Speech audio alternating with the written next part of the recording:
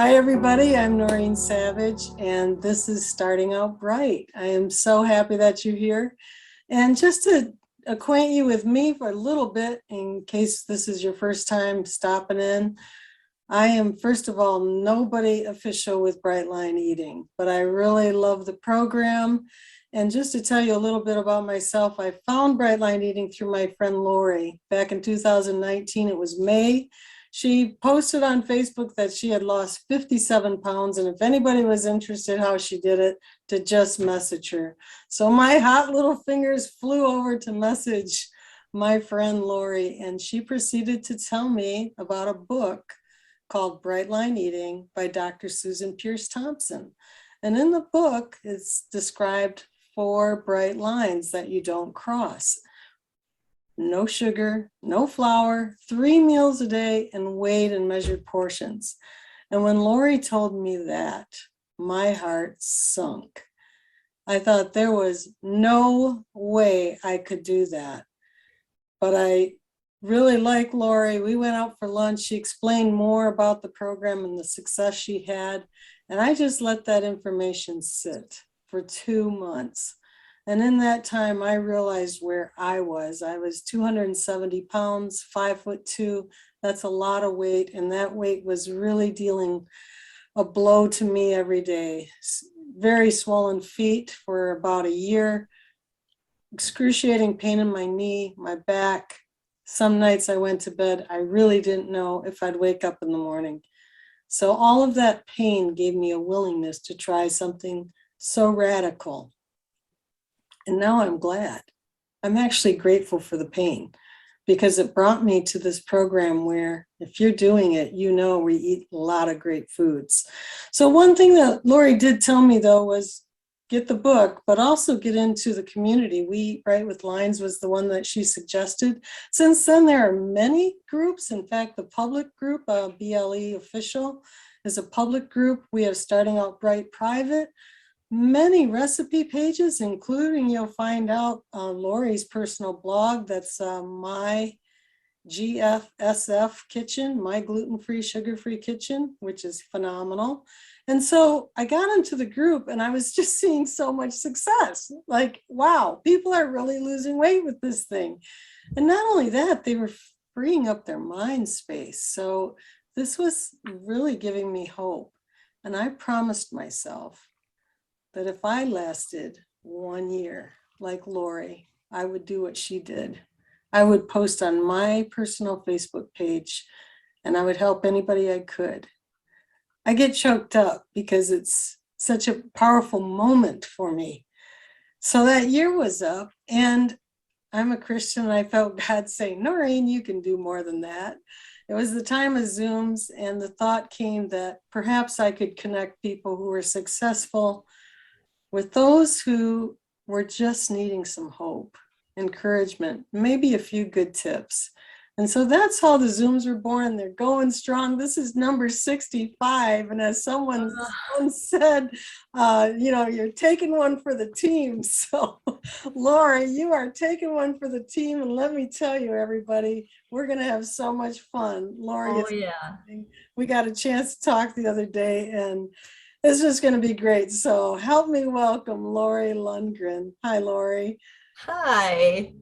Hi, everybody. This is so much fun already. And I told a little bit about my entry into Bright Line Eating. Could you take us there where you were? You can go back as far or as close to where that was. Sure. Yeah. Okay. So I have kind of a history of roller coaster weight. My weight never stays steady. It's always like fluctuating.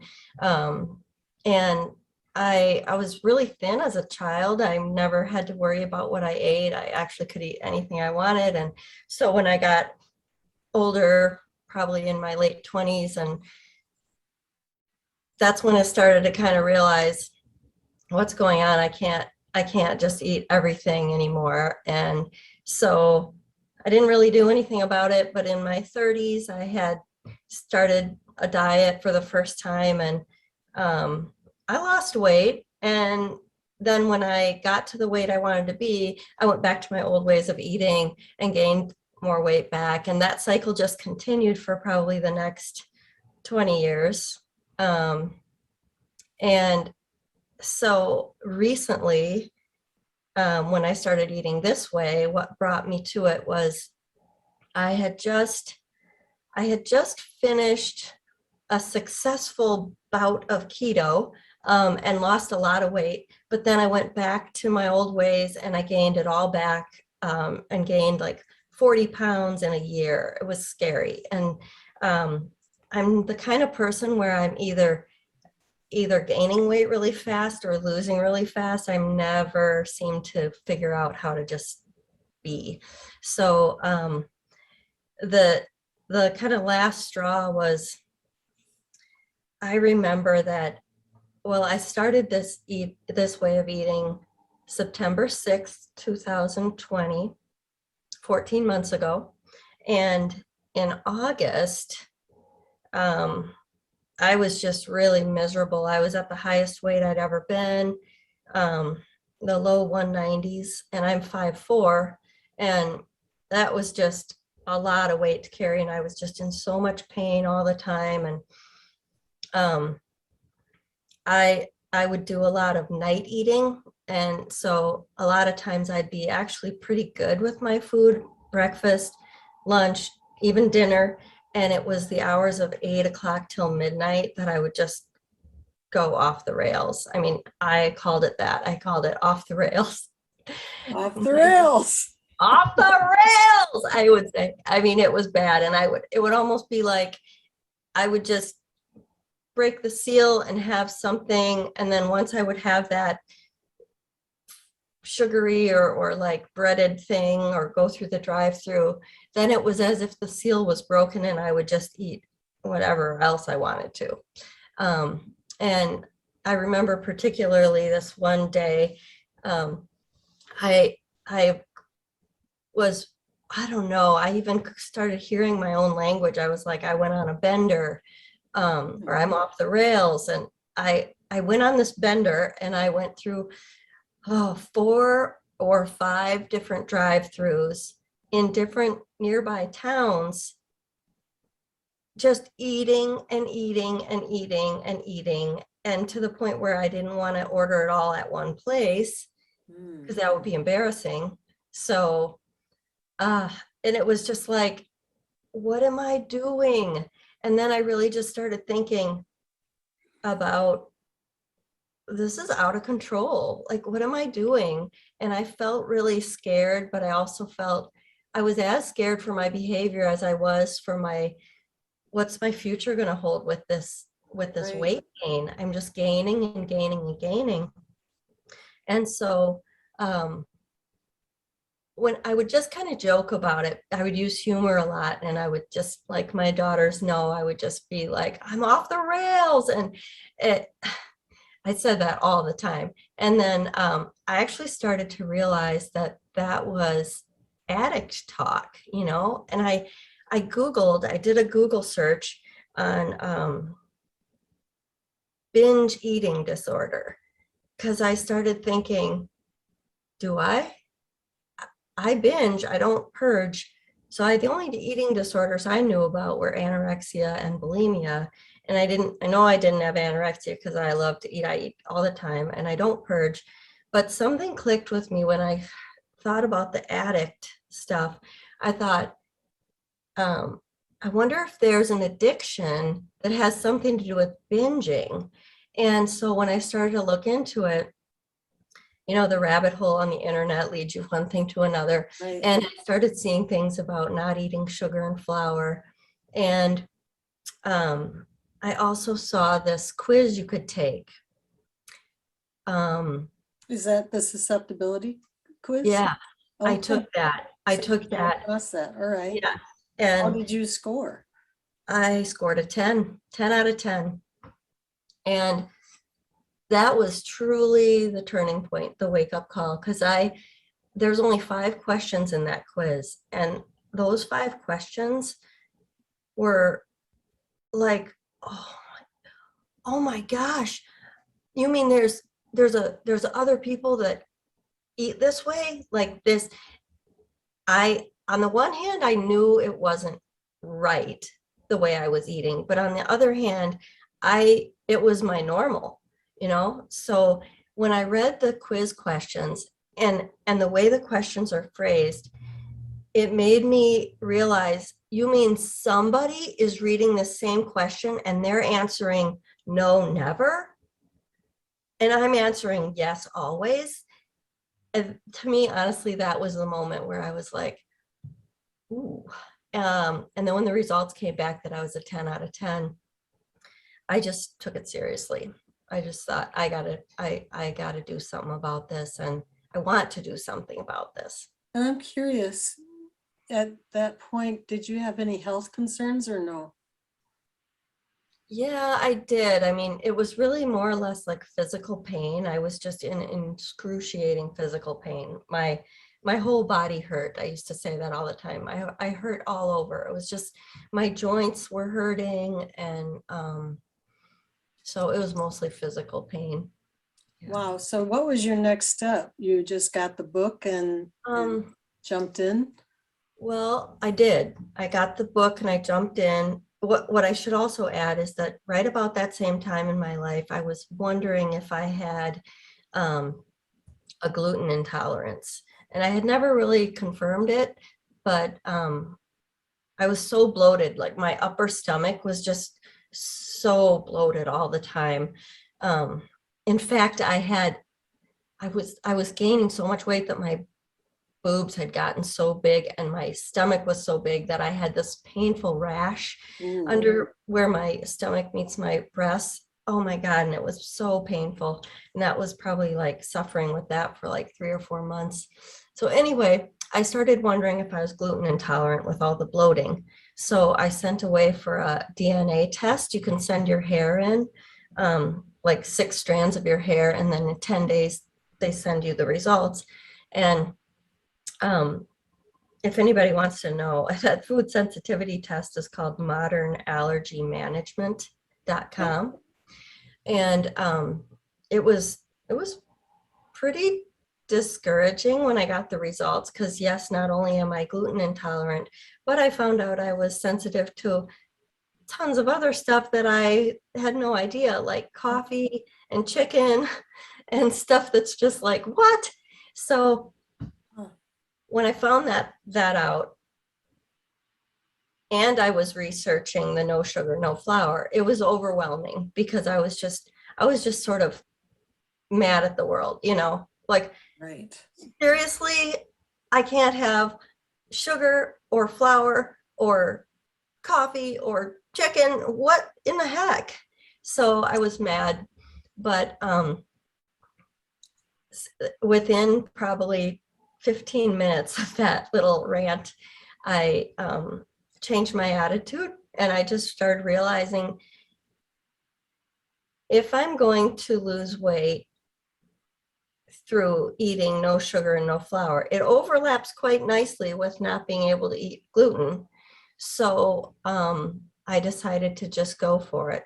And actually, in the past, years ago, I had Lyme disease. And when I had Lyme, they told me that if I cut out sugar, it would help a lot. And when I did that years ago, I do remember feeling better without sugar. And so I kind of went back to that memory and thought, okay, I remember feeling better without sugar. I can't have flour. What better time to start this? So within minutes, I signed up for the 2-week challenge thing, and got the book, and I promised myself that I was just going to devour everything out there and take it super seriously, because I saw all kinds of before and after pictures, and I really thought that maybe it could work for me, but I was super scared. So you had this hope, but Yes. now you had gotten over yourself. Mm-hmm. I mean, that had to be a really tough moment. And now it makes sense too, why Yeah. it says my GF, my gluten-free, sugar-free kitchen. That Yes. makes total sense now. I Yeah. didn't understand that before. Yeah, because I started that page just because that was a visual way of keeping track of my recipes as I was creating them. I never in a million years thought anybody else would follow it. I just was putting something out there. So, because I'm an artist, I'm a visual person, I needed to remember, oh, dang, that turned out delicious. Like if I ever want to make that again, I better write it down and I better take some pictures of it step by step so I can do it again. And now there's almost 6,000 followers all Oh my around. gosh, I didn't know that. And Wow. Well, that yeah, is really great. So I yeah, want to, oh, Deb is saying you were the first that she started to follow, and Deb is a great food person herself. So, okay, so you are starting this, and right off the bat, you're creating recipes. yeah. Okay, so, Well, maybe, yeah, yes and no. I mean, I wasn't calling them recipes back then. I was just like, I'm creative. So I was like always putting combinations together and having fun with it. But I did that when I did keto also. I was always like concocting things. And so at first though, I kept it simple. I followed what the guidelines in the book says to do. I kept things really simple. I kept my food separated.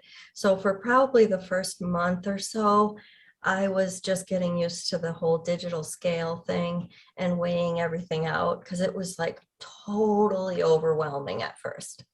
right. And did you, like, the one thing that I found very helpful in the very first 3 weeks, because I practiced for 3 weeks, I Mhm. downloaded onto my phone a copy of the program, just the food program. And then I found a sheet that says how to split proteins. Yeah. And oh man, like you say, devour. I just studied that like, Mhm. like as if it was a textbook.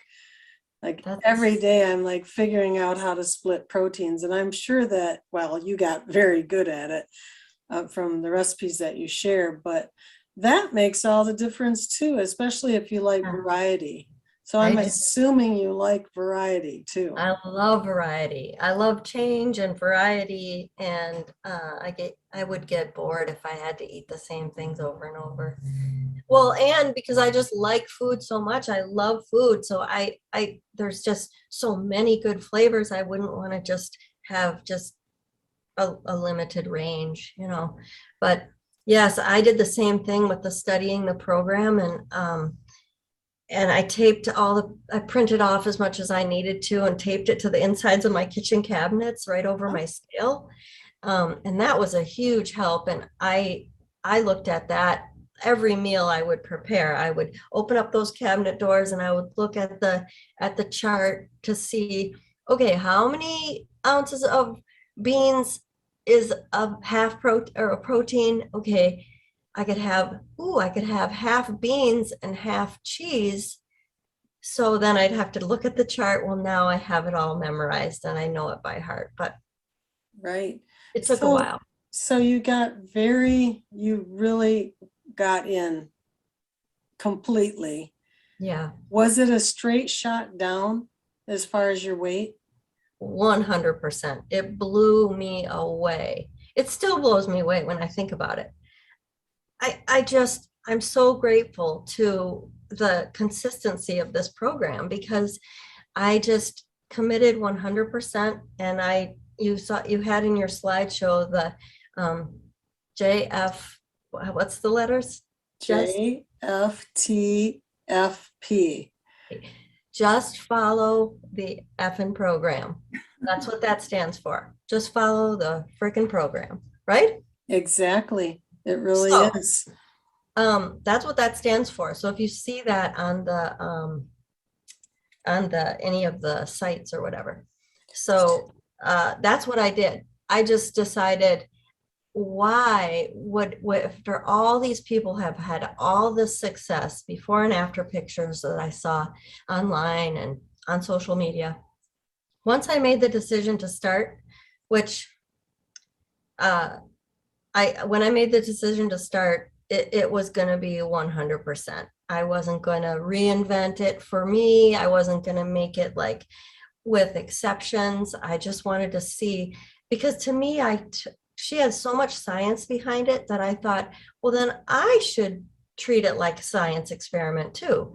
And I should treat it like, okay, let's make sure that the subject rat right here is a nice clean specimen, like I'm going to enter into this study and I'm going to follow the program as written and see what happens to me.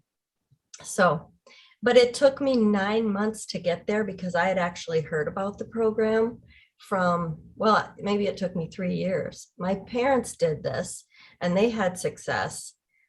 But at the time I wasn't interested, and I was doing keto at that time and was having pretty good success.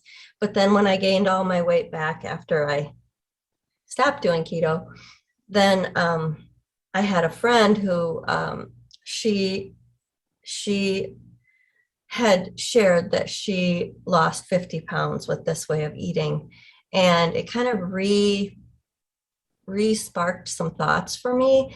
But after she told me that, I joined the Facebook pages and I was just a spectator for 9 months. Wow. 9 months. And I sat in the background gaining and gaining and gaining weight. And then I was like, what am I doing? So I finally started, and I had a steady weight loss, just consistent. In fact, I thought it was so fascinating that I was tracking my weight, and I'm not a math person, but I even got out a calculator and I was noticing that I was losing, oh shoot, I had the number when I was doing it, but it was so consistent that if I would look at my weight loss over a 1 week period, it was the same every week because I wasn't making exceptions. And I lost 30 pounds in 3 months. Wow. And I've done so many other weight loss programs and I've never lost that consistency. Well, one question here was, how is this better than keto, in your opinion? Oh, so much better. With keto, I went to the doctor when I started keto to do my blood work. And then I went to the doctor after I had lost all this weight. I lost 35 pounds with keto. I lost 63 here, and in twice the time, in half the time or whatever. But with keto, I was so discouraged because my blood work came back where my cholesterol shot up. Oh. Because you eat a lot of fat. And so I got so confused after that. I'm like, I enjoyed doing keto. I liked all the cooking. I lost weight, but I can't sustain that. And that's going to give me heart disease, Wow. That's really something to think about too, because And with this, there's so many vegetables, and there's so much, there's just so many vegetables. It's just so balanced, I think. What I love about it too is when you just look at the food we eat, it's not weird. no. We're not like taking pills, drinking shakes, taking supplements. We're cooking regular grocery store food, and it doesn't really, if you make a big deal about it in front of other people, then they might think it's extreme, but you really can blend in to other social times. There's vegetables out, there's fruit, there's some meats and cheeses and regular food. Right. So what did you find was the most important part to following the plan? Because, if you look in the book, and if you do 14-day challenge, and I'm sure boot camp, even though I haven't done boot camp, that there are many things that you can do. You can write in all the journals. You can have a nightly checklist. You get your habit stacks going. What was it for you? Because if you had a steady stream of weight loss, that you could almost count on from week to week, month to month. What you were doing something consistently. So what was that for you? Yeah, absolutely. I swear by writing your 3 meals down the night before and committing to what you're going to eat and then eating only and exactly that the next day. So I have from day one, I started writing my meals down, and I've been doing this 14 months now, and I have 4 food journals completely filled. And it's just writing down like what you're gonna eat the night. I always do it the night before, so that like I'm usually when I'm in the kitchen cleaning up from dinner or something, I'm in the kitchen anyway. That's when I open up the fridge and just decide what's in the fridge that's gonna go bad, so I can use it up. So that's your first question is, Yeah. okay, throw it at me. What do we got? All right. What's going to go bad in here? That's what I say. And I mean, usually I check the produce drawer. The first thing I do is I check the produce drawer and I see what have I got to work with. And then I just create a meal off of that. And that's how almost all of my recipes were born. Okay, well, walk us through one, if you could, if you remember like something that was oddball or whatever. Sure.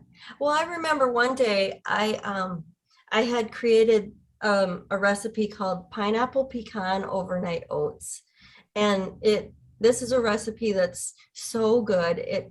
It's got canned crushed pineapple, ricotta cheese,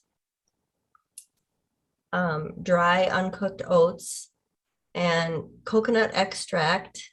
It's a complete breakfast. So let's see. The fruit is 6 ounces of canned pineapple. Then the protein is half protein of ricotta, half protein of pecans. And then the, what else am I missing? Protein, veg, no, fruit. And you have, Oh, grain. So I had the oats because I'm gluten-free. So oats, 1 ounce of dry oats. And so all that mixed together with a little cinnamon and coconut extract, all that mixed together, put it in the fridge overnight. And so that day that night I had invented that recipe. And now I have this can of crushed pineapple that's open. So then my thoughts go to what can I do with this crushed pineapple? And that's where the sunshine salad was born.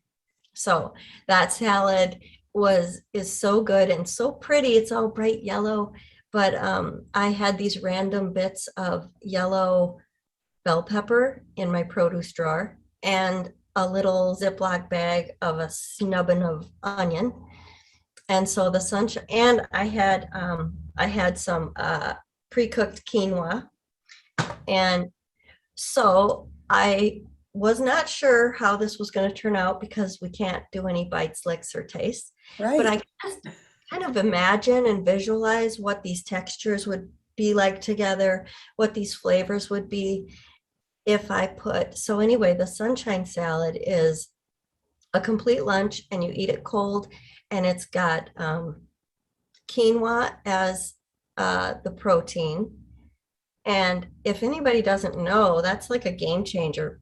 Quinoa can be counted as a protein and as a grain, either or. So, and I have not gotten into using quinoa. Oh, dang. It's great. It's versatile. I hated quinoa before this. I just don't like know it. what to do with it. Well, so I use it because of the mouthfeel, because to me it feels like rice in your mouth, and we can't have rice at lunch or dinner, but we can have protein at lunch or dinner. And since quinoa is a protein, ding, ding, ding. So Nice. Sunshine salad was born. And anybody, if I mention any recipes, you can go on my GFSF kitchen, and if you see that little like magnifying icon, that magnifying glass, you can look up keywords on there and find it. But yeah, So most of my recipes are just because I have bits and pieces of different like vegetables, or I have like an open can of refried beans and it's been sitting in there for a couple of days. I better do something with this. So really necessity is what's inspiring you first and foremost. But if you didn't get your book out to write it down, you might miss all of that, right? Right, right. And that brings us to, I call it food economy. Um, I was very in the past, I was driven by cravings. And so I would have just I would have so much waste with my food. I would um go grocery shopping one week and I would just be like perusing the aisles and just be throwing stuff in the cart that sounded yummy and good, or I'd have like good intentions and I'd load up with vegetables. But then the next day I would totally be on a bender with junk food and all those vegetables would go to waste and get all slimy. And I mean, it was such a constant way of being. And I would also go to like restaurants a lot and I'd have to go containers in the fridge. And my fridge was just a mess of like healthy food going slimy,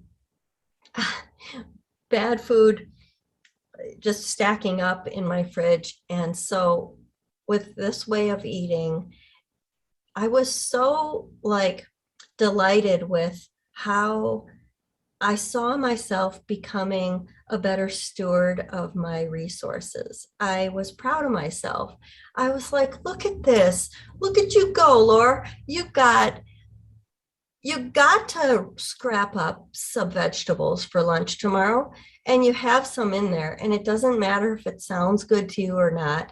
It will fit the bill. It fits the prescription. I feel like this is like a prescription and I just have to fill it. I just need 6 ounces of vegetables.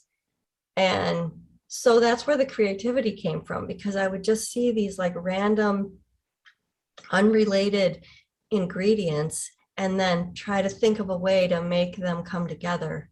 And I had so much fun with that. That is so incredible. And I agree. Like sometimes I'll look at my plate. I'm pulling out because I'm like the leftover queen at home. My husband does most of the cooking at night, and I do my breakfast and lunch, but it's pulling a lot of leftovers and it'll be such a hodgepodge. But Yeah. the piece I have from weighing it and knowing Yeah. I measured, like you said, maybe it's 3 ounces of beans and Mhm. 2 ounces of chicken for a lunch. And I'm like, it works. It's really Yeah. good. By the way, is quinoa 6 ounces or four? Four, Okay. 4 ounces. All right. I'm gonna So have to try that. yeah, so it's so great because so one of the recipes you showed on the slideshow is the mozzarella sticks breakfast bake. And that was inspired because, and actually I should say a lot of my recipes, they're either inspired by the random bits of things or they're inspired by my previous cravings, because I started to realize that I actually think this is my miracle. This is my answer. And I want to eat this way the rest of my life. And if I'm going to eat this way the rest of my life, then I have to find ways to replicate recipes that I am at great risk of going back to, of like junk food that I used to absolutely love. And so the mozzarella sticks pizza bake is Arby's mozzarella sticks in the drive-through, because Okay. I loved that. So how do maybe you can just explain how to do that. We do Okay, have the recipe on the slideshow, so you can go back if you go to YouTube now. so I'm so excited to tell you about this recipe because if you like mozzarella sticks, okay, so if you see pictures of my recipes, I use these cute little casserole dishes, and I got them on Amazon, and they're like 5 inches by 7.5. So I would put half protein of quinoa in the bottom of the dish, cooked quinoa, already cooked. And by the way, I cook the quinoa in a rice cooker. See that little white thing on my counter back there. Mhm. That's my rice cooker. I got it at Goodwill. It works like a charm. Anyway, half protein of quinoa. So that's 2 ounces of quinoa. Half protein of mozzarella cheese. So that's 1 ounce of mozzarella with 2 Like the ounces of shredded quinoa, mozzarella. shredded mozzarella. Okay. And now I'm going to take my fingers and mix that together. And now I add Italian seasoning and a little salt. Mix it all together with my fingers. And now I'm going to bake this thing. So imagine baking cheese with quinoa and seasonings. It's going to get all integrated and get like ooey gooey. Yeah. But on top of that, we get 2 ounces of marinara sauce as a free condiment. So there's going to be marinara now on top of this. So we got the quinoa and the cheese and the seasonings. That's our one protein, our full protein. Back to the marinara. So marinara sauce, we're going to put 5 ounces of marinara on top of this. And that's the end of the recipe. So, but to break down the marinara, the way you think about that is we get 2 ounces for free as a free condiment. And now those 3 ounces of remaining marinara, for breakfast, we get 6 ounces of fruit, right? Right. But we can substitute vegetables for fruit, but we can't substitute fruit for vegetables. And so we can consider marinara sauce as a vegetable. So I'm using 3 ounces of marinara as a half fruit, veg sub for fruit. And then the other 2 is free. So now I bake this. This has got the quinoa and the cheese and the seasonings and the marinara on top. Bake it for 20 minutes at 350. And then just serve it with an apple or 3 ounces.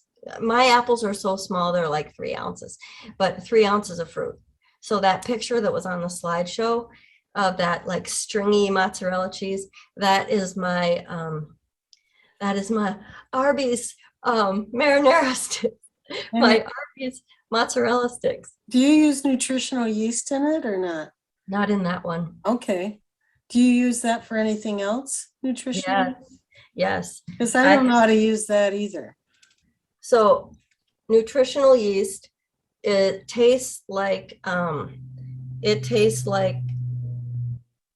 nacho cheese, but it's like flakes, like dry flakes. It actually looks like fish food. I know that's gross, but it's a free condiment.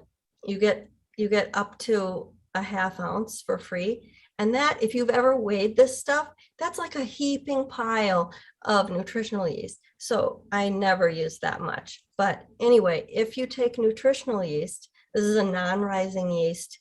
We just use it as a free condiment for like flavor. But here's what I do with it. I mix it half and half with Parmesan cheese, and you got to count the Parmesan cheese.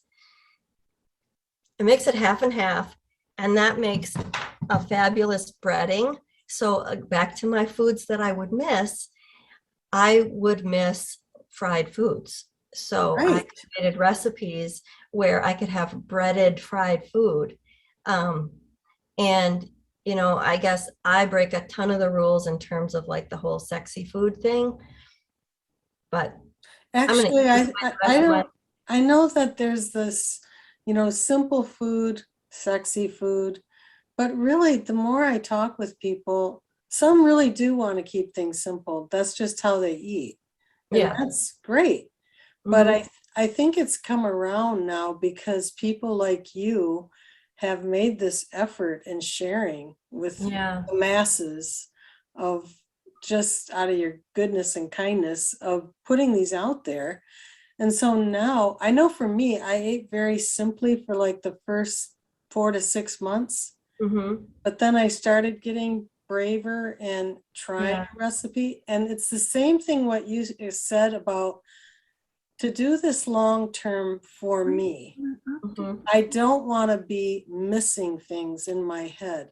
Right. I don't miss muffins because I make all these other muffins that people put recipes out. I don't need to miss any. I think they would be too sweet anyway now. Yeah. if I were to eat them. And the kicker is that I now make things for like my grandchildren and they like them, And they like them. which Yeah. to me says this is like we're first generation. This Mhm. is going to move on like, oh, this is my food right here. You know, I Yeah. don't need the sugary stuff. It's So great. it's almost like you've made this a hobby. It's a hobby. It's a passion. Yes. And I really think that's a good mind shift to take because um, if we think about this as like a diet that we just like dread doing, we're going to feel, I think mentally, we're going to feel so like deprived. But I had I just feel like, if you draw an analogy about hobbies and you think to yourself, like if you pick up a new hobby, what are you going to do? You're going to spend tons of time on it. Well, this way of eating takes a lot of time. I mean, it really does. It's like very time consuming. But if you shift your mind into thinking of it like a hobby, it's okay that it takes time. It's something you do you enjoy it, you do it for fun. It's a hobby of yours, an interest, a passion. What else does it need? You need like the right kind of equipment or tools sometimes. So same thing goes with this way of eating. It's like um, I have picked up so many like handy little like gadgety things that I use for my hobby. And like these are baking pans. This is like What kind of baking pan? That looks like, is that the one that you do the pineapple upside down cake in? mhm. I was looking at that to see what it is that you use, because there was These a are little, picture. these are little 6-inch nonstick pans, and then I buy these off of Amazon. These are parchment liners. So then it's just so easy. Then you can just lift your little cake out and put it on the cooling rack. Um, Oh, that parchment stuff that's a game changer when you put yeah, that down below, like on a mini loaf pan. yeah. I do that Hmm. too. So I didn't know you could buy them pre-cut for that. Yeah. But so, Awesome. I just try to think of ways that I can mass produce my food so that I can make my life easier. I always think about it like I'm taking care of tomorrow, Laurie. Do you know what I mean? Like I'm not just I'm not just doing this for today. I'm going to make the Laurie of tomorrow her life easier. By writing the food down the night before, by cooking as much as I can while I'm in the kitchen. If I'm going to make a dinner and I have a feeling that I have enough ingredients that I could double that, I'm going to make 2 of them and then put saran wrap over it and keep it in the fridge and have it again. I just kind of look at the ingredients that I just got done needing for whatever I'm making. And I look at the ingredient that I have the least of. So for example, if I just made a salad that takes refried beans and I have this huge open can of refried beans, I hardly used any of it out of there. And I actually have more cheese, more all the components for it. Then I think, okay, can I make like 3 more of this? Do I have enough ingredients? Oh, shoot, I don't have enough to make 3 because I don't have enough yogurt. I have enough to make 2. So then that tells me I'm going to make 2 of whatever I'm making.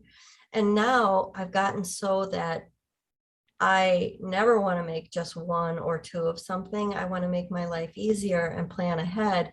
So when I go grocery shopping, like it's ridiculous. I'm buying like so many bunches of bananas and two dozen eggs at a time, like 3 containers of yogurt because I freeze everything. I could make things Well, and I freeze it. well, let's talk about the freezer meals, because the picture that you gave me is just incredible. They're not only just freezer meals, they're labeled well, they're like all basically the same size.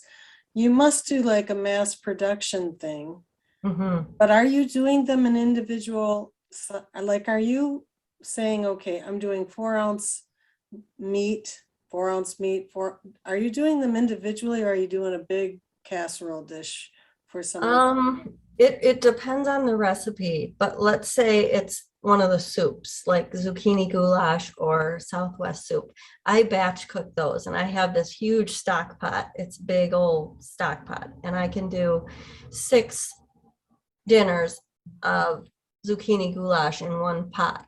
And so I just multiply the recipe. And that takes some planning ahead to have the right ingredients on hand. So like that recipe, I use this fire roasted tomatoes by Hunt's. Mm. This one's the garlic, some of them are regular, but the soups take a lot of canned goods. And so I just make sure when I go out and buy the ingredients, I'm usually buying like 4 times as much as I need, because if I'm going to put the effort into making that recipe, while I have all the ingredients out and the kitchen is a mess with everything, I might as well quadruple it and make 4 dinners for myself. I guess my advice is the first time you make one of my recipes, just make a single one, make sure you like it. And then it kind of gets you in the rhythm of like, oh, I see how that was done. And then the next time you make it, I just advise, like, if you have freezer space, you might as well make multiples. Let me just show you what I'm talking about. So this is my zucchini goulash and Southwest soup.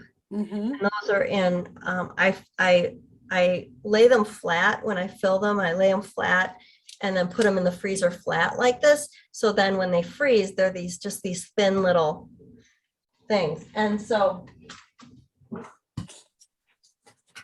There's a freezer envy post here.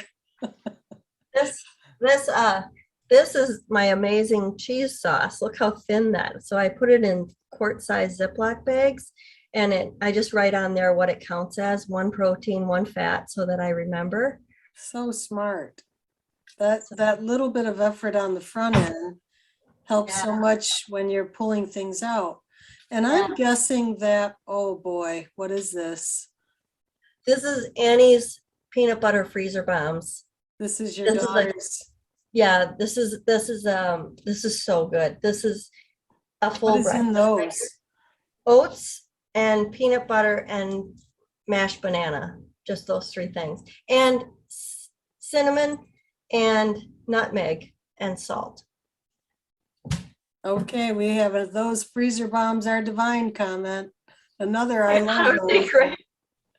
They're so good. Oh my gosh, this is just so great. So I'm guessing, and from actually when we talked the other day too, when you say you step in front of the refrigerator at night, oh yeah, you're cleaning up, you just like, okay, I'm still standing, I'm gonna do my thing, and you do this every night. Mm-hmm. I'm guessing, and you kind of alluded to it, that you might be filling up your lunch, you're figuring out your lunch or maybe a breakfast with what's left over in the refrigerator. Yes. But you always have these freezer meals, so you can pull them out for breakfast and dinner. Yes. Yes. So honestly, my breakfasts and dinners are almost always made up already for me. Like I spend weekends food prepping and I love it. I turn the music on and I'm like dancing around my kitchen and I'm cooking, and I have my laptop up and I open up my page and I look up the recipe and I reference it and I use it like a menu at a restaurant, almost like, okay, what can I make this weekend? But I wanted to say a little bit more about the like prepping lunches and breakfasts. So while if I'm ever making anything in the kitchen, I always try to kind of multitask and think about what's another meal I could make since I have these ingredients out. And so like, if people want to, on my site, you can always do a keyword search using that little magnifying glass. So for example, if you have I'll use crushed pineapple again. If you have that ingredient out, you could just type that word in, pineapple, and then just hit search and just see what other recipes come up with that, because that's what I do in my head too. I just was like, well, how could I use this up? And so I'm usually, while I'm making one meal, the one that I need to eat, I'm actually on the side making something else. And that could be what ends up in my food journal for tomorrow's lunch. So it's not that I stop my efforts. I don't do it this way. I don't like make my one meal, then sit down and eat it, and then rally again and food prep. I say to myself, well, I'm punched in, I'm in the kitchen, I'm working. What else can I do while I'm in here? You know, like, Right. And I'm it's, thinking that before you go to the grocery store, you have a clear plan on those recipes that you're going to do. I mean, one lends to it itself to another, I would think, since you're using you're using the things for you. yeah, And maybe that's just where we all need to start is, like you said, like, what are those things that I would miss if I didn't have them? yes, that's where so many of my like really good recipes come from. I mean, I honestly just invented the weirdest recipe. I got to show you guys something. Did you see this oven mitt I have? I just invented this recipe because I was missing black jelly beans. Oh, I don't know if gosh, any of you saw this, but I invented the black jelly bean bake. no. It's crazy, but it's delicious. It's, if you like black jelly beans, it is made with black beans, and I put it in a food processor. I use my Ninja food processor. Put the black beans in there, and then it's got anise extract, or how do you pronounce that? Yeah, Anise. yeah. Um, and frozen black dark cherries. That's it. Wow, There's no grain in it or anything, and it's like ooey gooey brownies, only they taste like black jelly beans. It's wow. super weird, but it's delicious. Well, I love black licorice, so Yeah, that's yeah, gotta you'd be like it. close. You know, I cannot believe the time is just flying by, and Oh, it seems like we've just begun. yeah. I do have some, let's see, I don't, we'll have to come back to some questions, but you know, as you've gone through this journey, what would you say are some of your non-scale victories of Oh, this lifestyle? number one, I think is it's an absolute miracle to me that I don't do night binges. I can't even believe that I'm the same person. I mean, the fact that I can actually make it from dinner to breakfast without eating anything is an honest to God miracle. So I there isn't a day that goes by that I'm not grateful for that. Actually, just that one thing is a miracle to me. And I'm wondering, did you end up giving up coffee? Did you replace it if you did with tea or anything? Yep. I drink tea. I So, drink tea. and so do you do that after dinner? Yeah, I have this, can, I wonder where the Blackberry? blackberry apple cider digestive awakening. And I think this has helped me lose weight too, because it's um kind of a strange flavor, but it's really good. So I have a bunch of those all day long. Um, Oh my goodness, and pair it with the black it's weird. licorice jelly bean. What the world? I So, know. and the rash went away and No all that rash kind of away. stuff. Yeah, yeah. Yes, it's been great. Who could have even imagined? And so, you know, here we are. You are, you know, giving of yourself in this beautiful way. And if, in case anybody's listening, my GFSF, like gluten-free, sugar-free kitchen, Yeah. all of these recipes are over there and they're Yeah. just so fantastic. So you've gone through this journey. You've now got these 6,000 people following you because you're just fantastic. But there's one person out there right now who has not decided what to do. And they may feel like you did with the binges at night and just so uncomfortable and in pain. What would you say to them? Oh, I would just say that this, that just start, just don't wait and just start.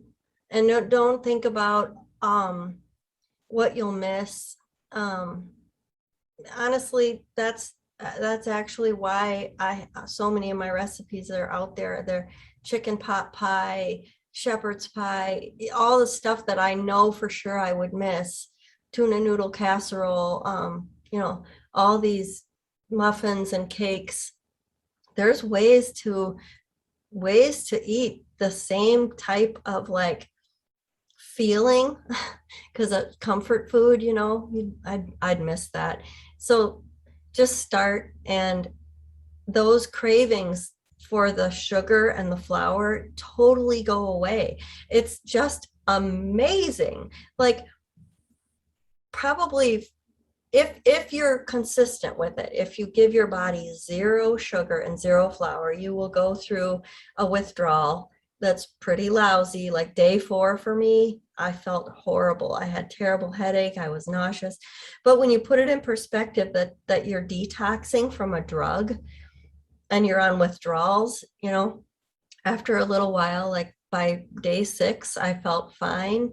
By day 7, I was like, oh my God, I don't have any cravings. This is bizarre. And they have never come back. And I'm on day 430 something right now. Man. And so I think when you're in the throes of the addiction of the sugar and the flour, you can't imagine not having it because it's your drug. But once your bloodstream clears of it and you don't give it yourself anymore, the brain calms down, the cravings go away. And then the other thing I just want to say is the hunger sometimes is still there, but I have a new way of thinking about hunger too.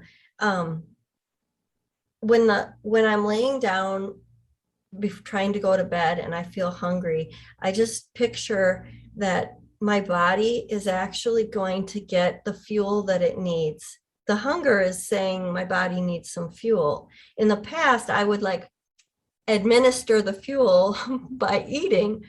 But now the reason I think I lost so much weight so steadily is because I let my body find its own fuel source, and it was in my excess weight. All the excess body weight that I was carrying, as soon as my body gets hungry, my body does its own job of tapping into those stored fats, those fat stores, and uses it for fuel, hence causing weight loss. Wow. But if I'm like tempted to hop up out of bed and go sneak a snack, I've basically just bypassed my body's ability to lose weight and use its own stored fat for fuel. You know what you sound like? Off the rails happy. Yeah. I just had to say that. Off the rails. It's awesome. Are you ever going back? No, I'm never going back. I'm never going back. No. No need to. No need to. You've got to figure it out. And thanks for figuring that out for all of us. Oh, I love it. I love it. So here we are at the end, and we just, we like to stay on time. So I'm going to have to close. Do you have any last word before we close? I'm just so grateful to know that there's a whole huge community of us out there. And I just think that everybody is so loving and kind and generous. And I'm going to cry. I mean, it's not another way of like doing a diet. It's not, it's like a big family of us out there, and everybody gets to know each other. I know it's just like virtually and everything, but these are real relationships, and we really care about each other, and you're not alone. I mean, you jump right in and start making comments on people's posts, and Well, don't forget about the BLE tour. oh, what's that? I don't know. I'm just thinking I'm going to do it sometime. Meet everybody. Oh yeah, in person. Oh, I Yeah. see thumbs up from Phyllis. Yeah, everything you said though, Laurie, truly it's a community. And, thank you so much for everything that you do. You are a big part of why this all works. When you have your talents and skills put together, meshed together, and everybody's doing that, we do become just one big family looking out for each other. So with that, I'm going to close as I do each week. Good night and stay bright. Don't let the bed bugs bite. Good night, everybody. Thank you so much, Noreen. You're Thank you, welcome. everybody. Okay. So, Laurie, how would you like to play 3-Question Thursday? I would love to. That's awesome. 3-Question Thursday. Everybody wins, and we don't know what the questions will be, including me. But Okay. here we go. I am wondering about ricotta. Okay. Tonight I made your casserole, lasagna. And so I You had, did? yeah, it was so great. And it's a whole big container of ricotta. And Yeah. unless I use it all up on some more of those, what else could I do with it? Okay, What awesome. is ricotta? Why did you use ricotta? I'm just curious about the whole thing. Okay, so I had never eaten ricotta in my life before I saw it on the list of proteins, but I saw it on the list and I thought, whoa, we can have, yes, it's a protein, but it's also a fat. And I noticed that we could have 2 ounces of ricotta as a fat. And I noticed that we could only have like a tablespoon of, let's say, mayo or something as a fat. And I was like, no, I don't think that's enough mayo for me. So ricotta, I thought I bought some and I was experimenting with it. And what I noticed was that it has a creamy consistency and it's very mild in flavor, and it actually takes on any other flavors you put with it. And it's got a creaminess. And so because I was after quantities and texture, I didn't care that a spoonful of ricotta by itself might taste weird. That's not the goal. The goal for me is to use it like a vehicle to carry other flavors. And to stretch something and make it creamier. So the ways you could use ricotta, I use it in my overnight oats. So as like a half protein. So I have a cherry almond overnight oats that tastes exactly like my favorite ice cream flavor. Like it seriously does. It tastes like dark cherry ice cream, but it's ricotta, frozen cherries, and oats and almond extract. It's amazing. Really? So And this then, is something, so what would be the quantities of that? So you've so it's prepared it half, for, it's half protein. Oh, and there's real almonds in there too. It's half protein of ricotta. So the protein is, half protein of ricotta is 2 ounces. Half protein of almonds. And the almonds, I use like slivered almonds. The almonds, half protein would be 1 ounce of almonds, and then 6 ounces of frozen cherries. And I use like kitchen scissors and cut them up in like half them or quarter them. And then 1 ounce of dry oats. And because the cherries are frozen, they're going to melt, which is going to provide more liquid. And the ricotta is going to absorb the flavors of the cherries, and it's going to soak into the oats, which is going to make it this like amazing yumminess. man, that sounds too good. And then that goes in a container in the fridge overnight. And so that is another example. You have a huge tub of ricotta you have to use up. If you went and made like 3 overnight oats of cherry almond with your ricotta, and 3 overnight oats of the pineapple pecan overnight oats, you'd use up your container of ricotta, and you'd have 6 breakfasts waiting for you, and they last an entire week in the fridge.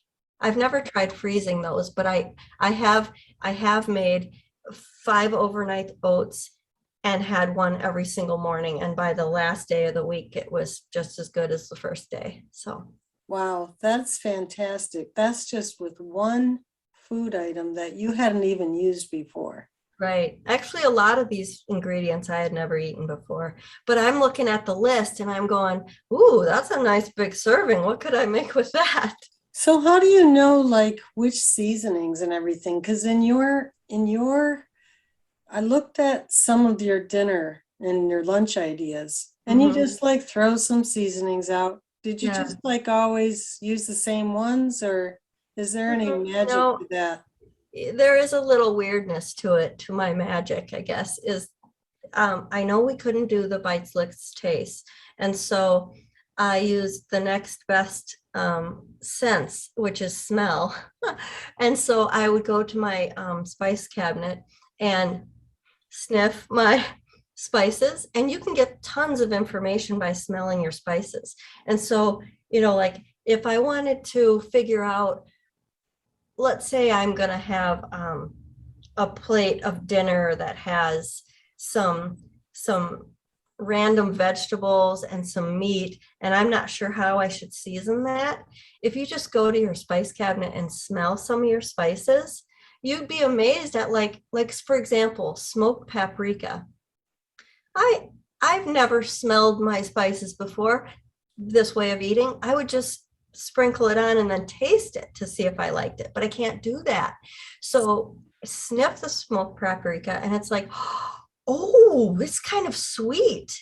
It's kind of sweet and like kind of complex and like, ooh, it smells like it could be good on this. So I don't know if that's a helpful tip, but that's what I do. That's cool. Okay, I gotta ask you about bones. You gave So me a picture of your Halloween costume, but yeah, it was more than just a costume. yeah. What was that? What was So, that about? oh, I'm glad you asked me that because um, as I was losing weight, I started to be able to like feel my skeleton. Like it's not because I've lost so much weight that I'm skin and bones. It's just that I had never really been able to feel my bones. It felt like it was 15 years since I had felt my bones. I mean, I was like fascinated that I have like a skeleton under here. And like, what are these? Like, I think that's my pelvis. And like, oh my God, I wonder what that is. And it was just, it sounds strange maybe, but I was just fascinated by it. And so, um, it started to get closer to like Halloween time, and I was scrolling my phone one night and I saw this Halloween costume of this like bodysuit with a skeleton printed on it. And I was like, oh, hey, I'm going to order one of those. So I ordered a size small and I wanted to just put it on so I could actually see what my bones did when I moved. So that skeleton picture that I have is just because it was so amazing to me to be able to recognize that all that time that poor skeleton was buried under all those layers and layers of excess weight that I was carrying, and it was like that form, that shape of my body has been here all along, but I had no idea. I had no idea. And now you've given it a chance to do what it's supposed to do, move And yeah, freely and yeah, move you around. And boy, yeah, what a blessing. It is a miracle, isn't it? it is. Yeah. Oh, well, Laurie, thank you so much for being on Starting Out Bright. And thank you for playing Three Question Thursday.